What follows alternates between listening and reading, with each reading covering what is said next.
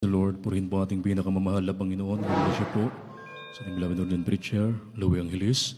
Tayo po mga kapatid ay mag-isa pong dumalangin sa ating mahal na Panginoon. Hallelujah, hallelujah. Opo dakila at magpala po namin ang masalangit, Diyos na makapangyarihan sa lahat. Sa matamis at makapangyarihang pangalan mo, aming pinakamamahal na Panginoong Hesus, ang dalangin ng aming minamahal at ginagalang na Ebanghelista. Amin po minamahal na Pastor Wildy Estrada Almeida, ang iyong banal na propeta. Sa huling kapanahunang ito, dakilang Diyos, kami po ay nagpupuri at nagpapasalamat sa iyong mahal na Panginoon sa bawat bahagi namin pong pananambahan sa iyong paglangis, mahal na Panginoon.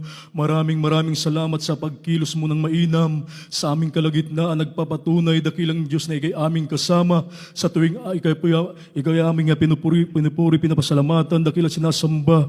Mahal na Panginoon, minsan ang padakilang Diyos, narito kami. Mahal na Panginoon, haleluya, sa aming pong pag-aaral ng iyong banal at mga pangyarihang salita, ikaw siya magpala sa ganang akin, mahal na Panginoon, tunay na wala akong magawa, wala akong sapat na karunungan, tanging patuloy ako umaasa at nagtiwala sa iyo, dakilang Diyos, na ikaw magbigay ng tamang kataga, maglagay ng tamang kataga sa aking mga labi na may kasamang pag-ibig at kapangyarihan, mahal na Panginoon. Ang lahat ng ito'y aming samot dalangin sa matamis at makapangyarihang pangalan mo, inaangkin na namin ang lahat-lahat ng katugunan na aming dalangin at sama-sama namin sinasaway ang lahat ng uri ng mga gawa ng kaaway, mga hadlang, cast out, cast out, cast out. In the mighty name of Jesus we pray. Hallelujah, hallelujah. Praise the Lord. Purihin po ang ating pinakamamahal na Panginoon. At kayo po ay makabalik na po, mga kapatid, sa inyo po mga upuan. Purihin po ang ating pinakamamahal na Panginoon. At sa ating pong pagpapatuloy, mga minamahal, bago po ang lahat, ako po muna ay nagpapaabot po na aking pong pinakamataas na pagpupuri, ang kaluwalhatian at ang kadakilaan at pagsamba ay tanging sa ating dakilang Diyos na buhay, sa ating pong pinakamamahal na Panginoong Hesukristo. Purihin po ang ating pinakamamahal na Panginoon, dubling paggalang, pagbati sa ating beloved and honorable evangelist, Pastor Wildy Estrada Almeida, the end-time prophet of our loving God. Ako po ay nagpapaabot ng pagbati maging po sa kanya pong mga beloved children, the whole Almeida family, at ang ating pong patuloy na pag-alaala sa hindi malilimutang ginintuang turo at pangaral ng ating beloved, Honorable Assistant Pastor Lina C. Almeida, ating pong beloved Mama Dear, at ako po ay nagpapaabot ng pagbati sa inyong mga minamahal na isang magandang hapon na po sa lahat po ng narito, sa lahat po ng ating mga minamahal na kapatiran, mga minamahal na mga baguhan, maging sa ating beloved live webcast viewers. Purihin po ang ating pinakamamahal na Panginoon. Ating po munang palakpakan ng malakas na palakpak ang ating dakilang Diyos. Everybody say, praise the Lord! Praise the Lord! Purihin po ang ating pinakamamahal na Panginoon, at habang hinahanda po ang mga talata pong ating pong babasahin, mga minamahal, ating pong pamagatan, ang ating pong pag-aaralan, until the Lord's come. Until the Lord's come, hanggang sa dumating ang Panginoon. Ating pong basahin ang unang mga talata, ang ating pong pag-aaralan. Sa mga Hebreo, 10 talata 37 at 38, ganito po ang pagkasulat. Sapagkat sa madaling panahon, siyang pumaparito ay darating na hindi magluluwat. Ngunit ang aking lingkod na matuwid ay mabubuhay sa pananampalataya. At kung siya'y umurong, ay hindi kalulugdan ng aking kaluluwa.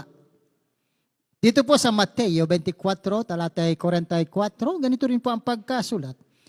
Kaya nga, kayo'y magsipaghanda naman, sapagkat paririto ang anak ng tao sa oras na hindi ninyo iniisip. Amen.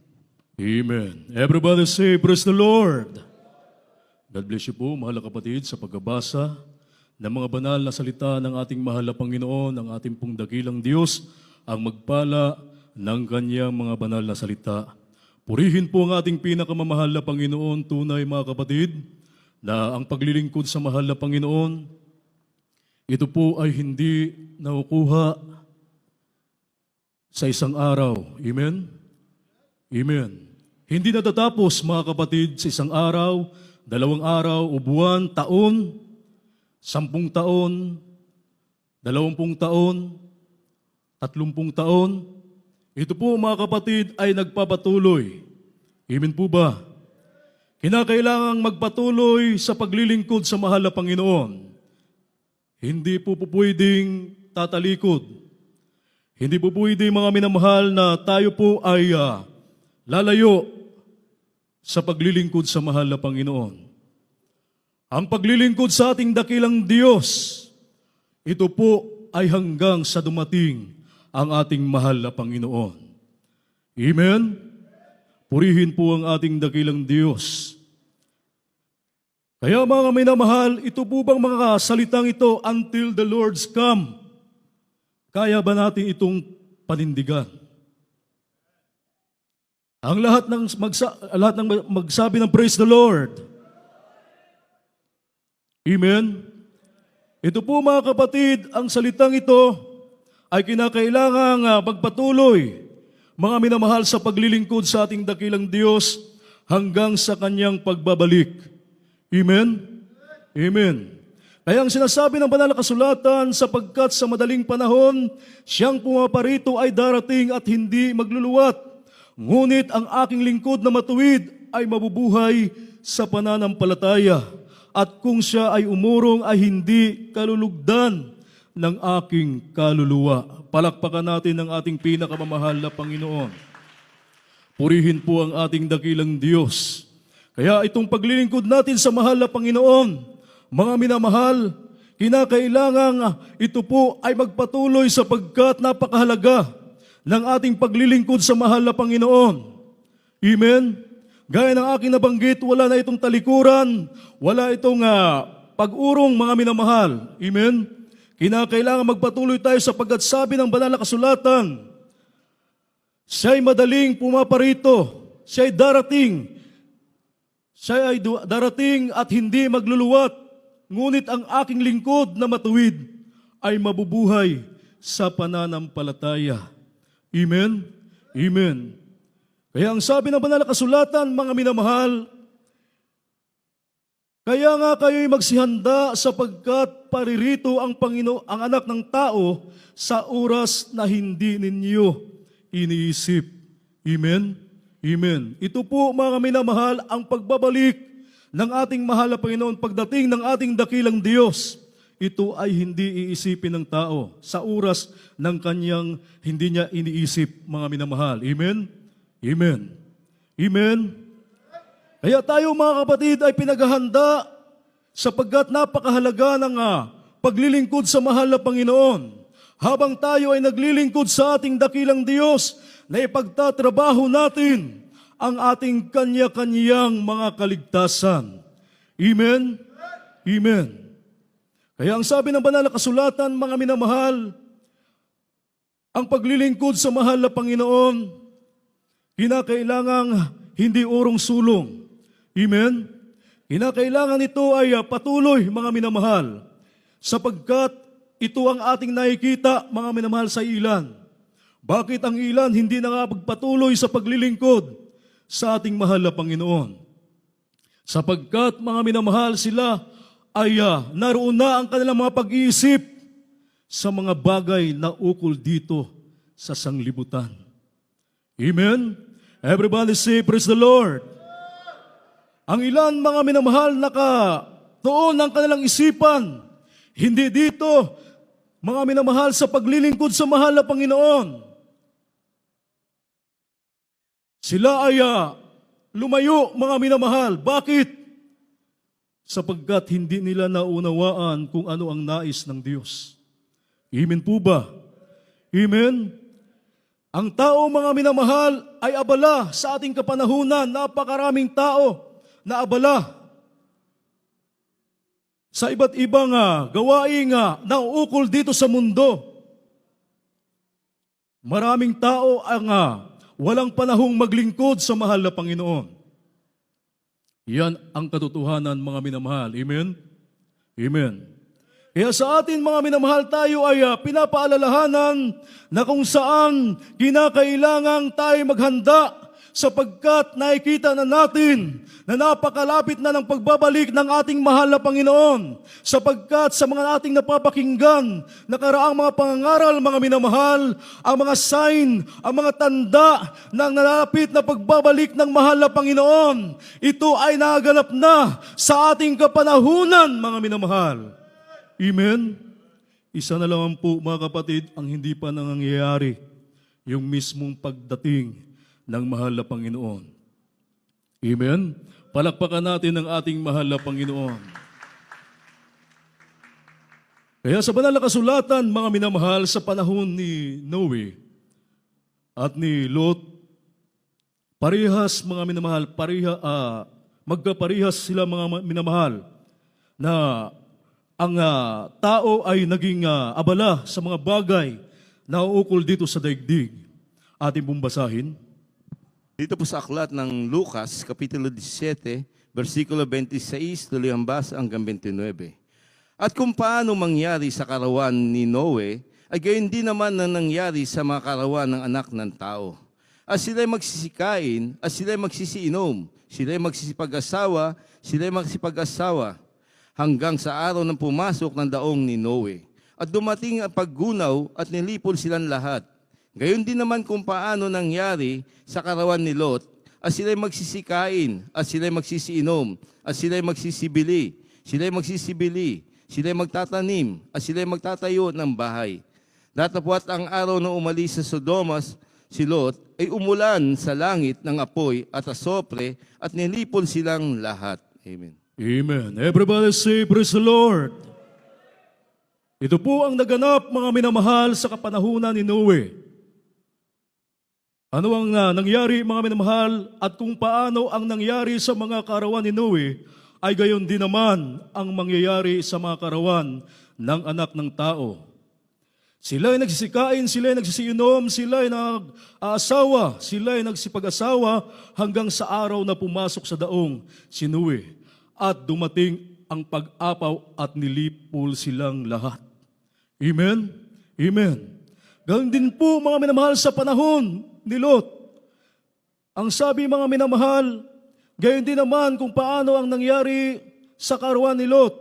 Sila'y nagsisikain, sila'y nagsisiinom, sila'y nagsisibili, sila'y nagbibili, sila'y nagtatanim, at sila'y nagtatayo ng bahay. Dalapwat ng araw na umalis sa Sodoma si Lot, ay umulan mula sa langit ng apoy at asupre, at nilipol silang lahat.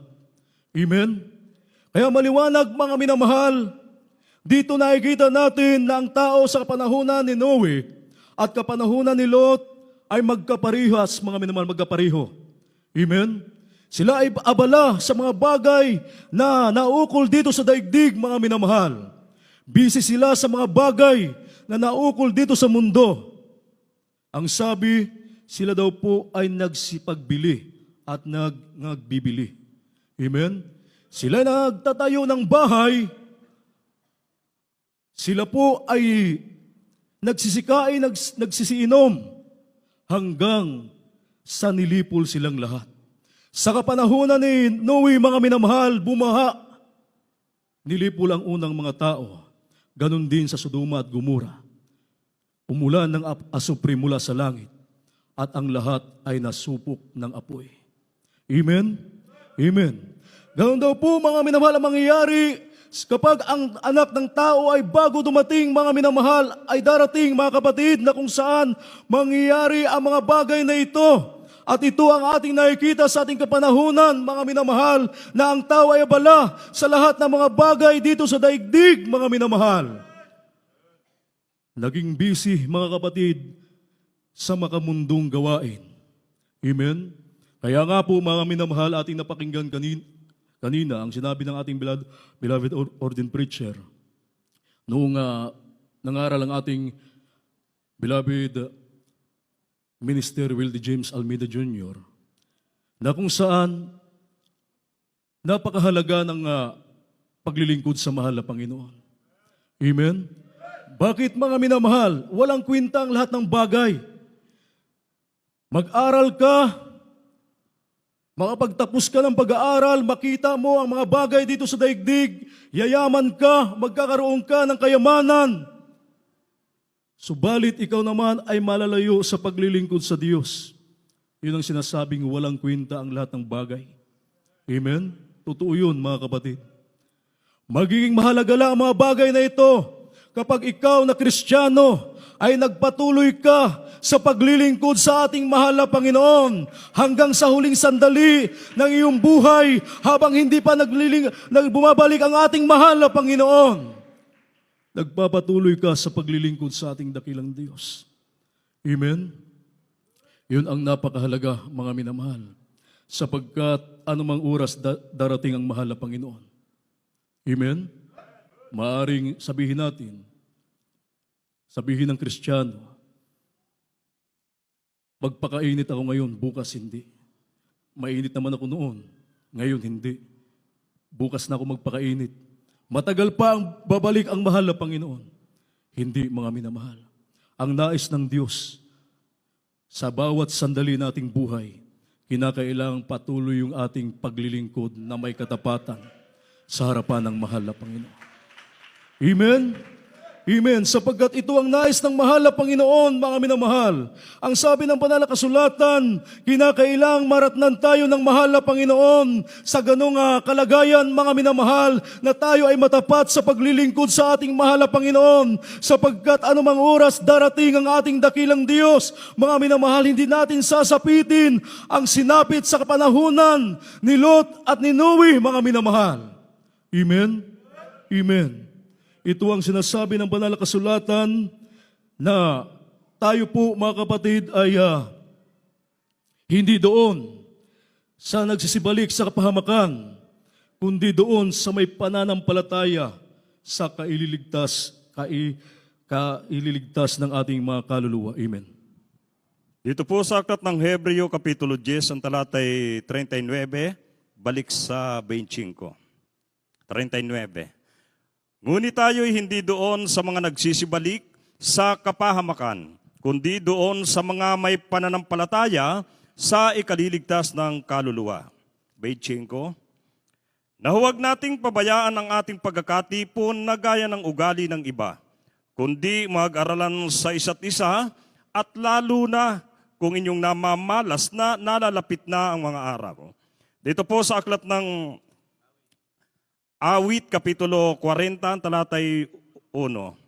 Aking hinintay na may pagtitiis ang Panginoon at siya'y kumiling sa akin at dininig ang aking daing. Amen. Amen. Palakpakan natin ang ating pinakamamahal na Panginoon. Everybody say, praise the Lord. Ang sabi ng banal na kasulatan, mga minamahal, ito ay ang dapat nating gagawin, mga minamahal.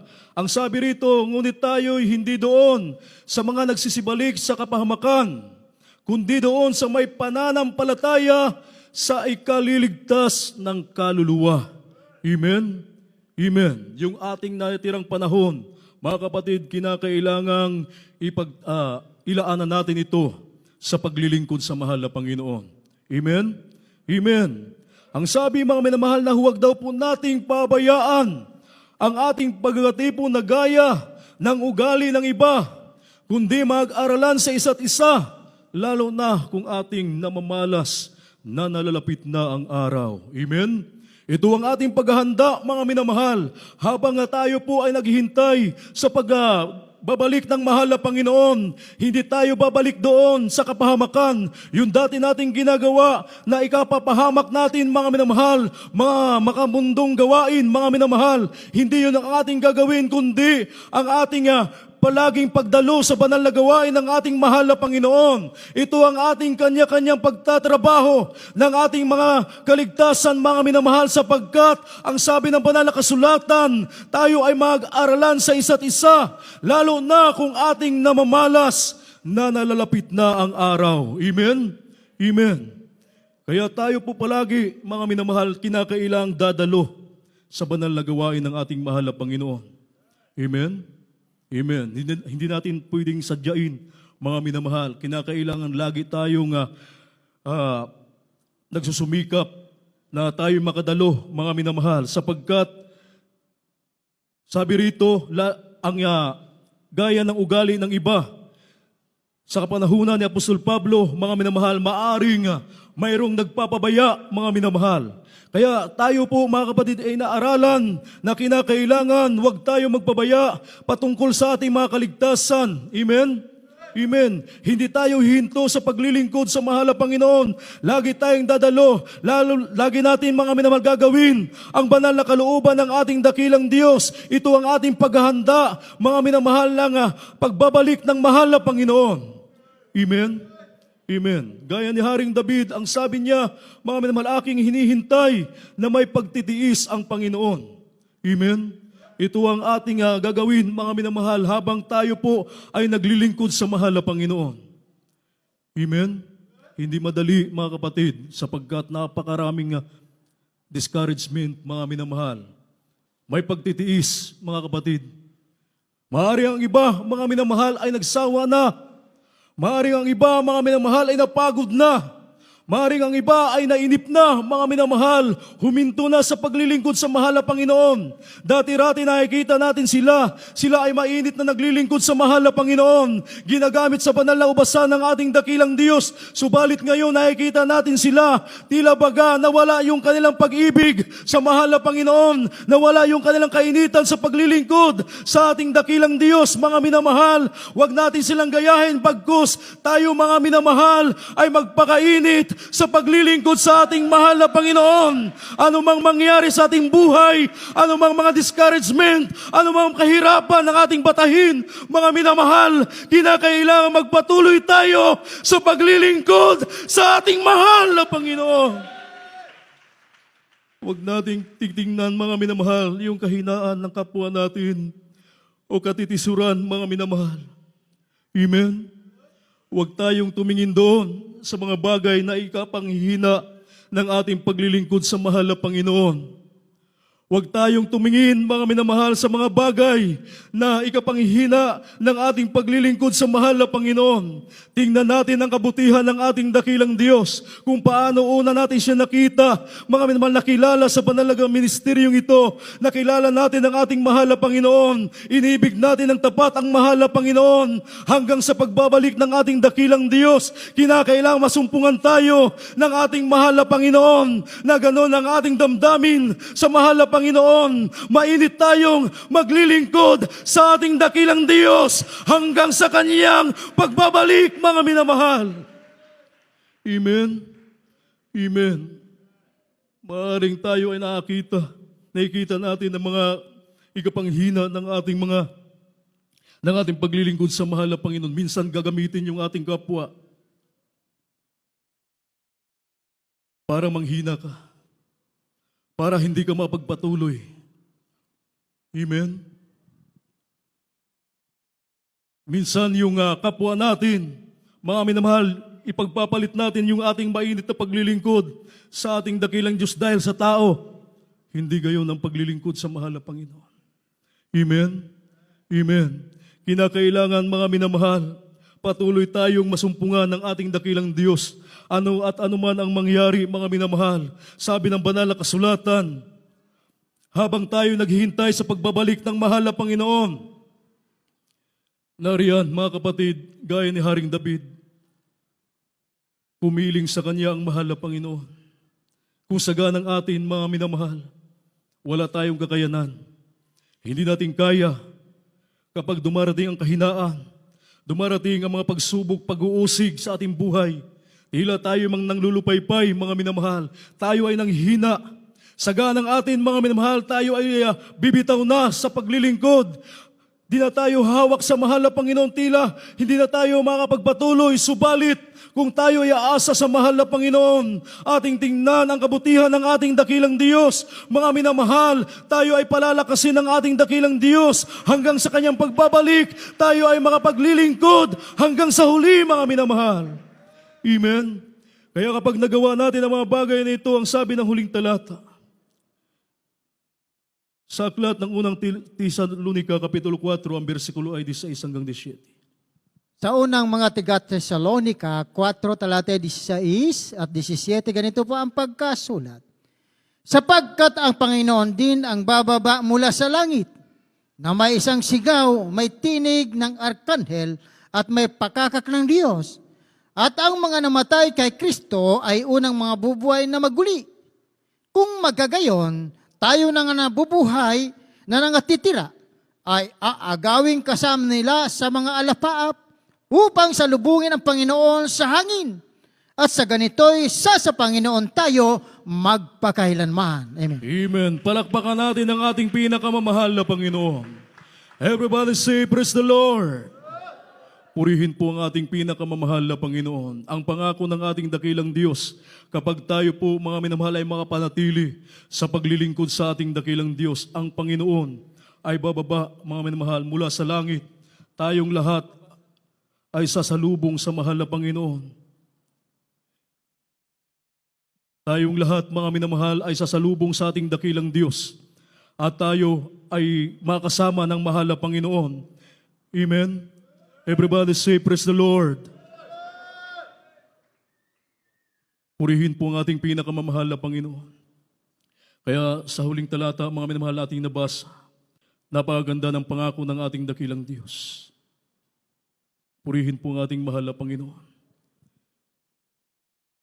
Ang sabi ng Biblia, tayo ay sasalubong sa ating mahal na Panginoon. Awitan natin ang ating dakilang Diyos. Hallelujah, hallelujah.